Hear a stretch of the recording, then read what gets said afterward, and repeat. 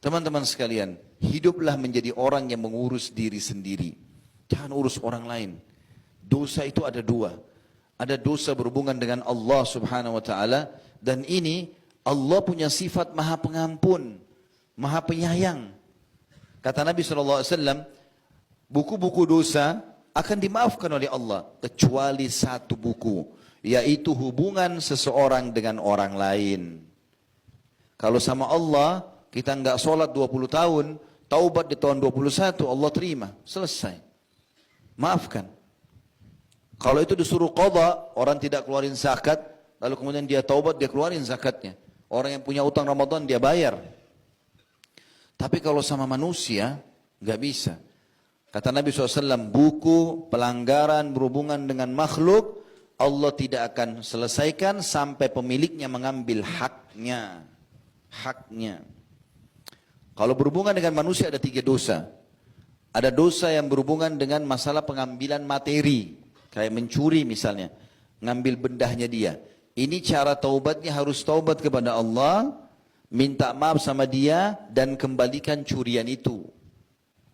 Kalau tidak, dia akan tuntut hari kiamat. Yang kedua, perusakan citra. Ghibah, fitnah, mencaci. Ini harus minta maaf. Lalu kemudian memperbaiki nama dia. Yang ketiga adalah perusakan fisik, memukul, melukai badan. Ini hukumnya taubat kepada Allah, lalu minta maaf sama dia. Kalau dia maafkan tidak masalah, tapi kalau tidak ada kisos. Kalau kita cungkil mata orang, mata kita juga dicungkil. Kalau kita jatuhin giginya, dijatuhin juga gigi.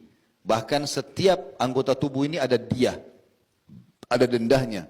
Satu gigi itu bisa dibayar atau harus dibayar dengan 10 ekor unta. Disebutkan dalam hadis, karena tidak bolehnya orang sampai merusak fisik orang. Yang saya sayangkan teman-teman sekalian, ini banyak orang tidak sadar. Dia pikir dirinya sudah sholat di masjid, sudah hadir di ta'lim, tapi sibuk dengan ghibah. Menceritakan aib orang. Untuk apa? Dapat apa? Kenapa kita harus sibuk dengan keadaan orang? Kalau sesuatu itu kita lihat depan mata dan salah, dinasehati. Kalau benar didukung. Kalau kita tidak tahu, jangan dicari tahu. Tidak usah kita menanyakan, kamu dari mana, kamu mau kemana, bukan urusan kita. Kecuali kita dasarnya atasannya, orang tuanya, kalau enggak usah tanya. Kenapa Pak kamu pakai baju itu? Kenapa Pak kamu pakai sendal ini? Kenapa beli mobil merek itu? Kenapa kamu menikah sama fulan? Bukan urusan kita, urusan dia. Kecuali depan mata kita itu salah. Dalam agama baru kita nasihatin.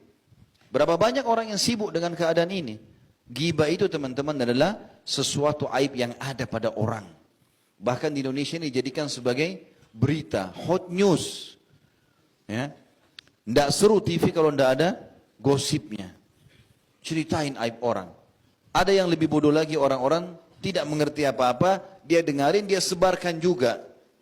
Padahal ingat, cara taubatnya harus minta maaf. Bisa enggak antum ketemu sama orang itu? Ketemu saja, belum tentu dia maafkan. Belum tentu dia maafkan. Lalu untuk apa teman-teman sekalian?